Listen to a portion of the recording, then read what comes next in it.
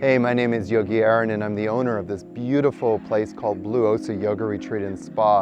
And on the Online Yoga Academy, we're sharing our business course for yogis. You know, like you, I was an aspiring yoga teacher who really wanted to have a thriving business in yoga. In 2001, I showed up in New York City and with one suitcase and literally was sleeping on a hardwood floor.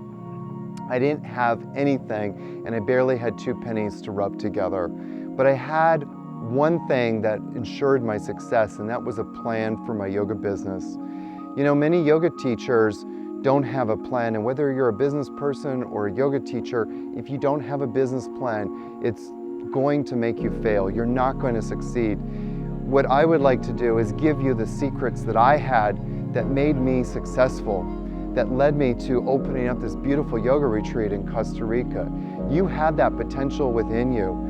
If you have a plan, if you have the proper direction, the proper tools, you have no idea how far you can go. And I want you to get there because I want people to experience what you have to offer. I want people to experience your intrinsic brilliance.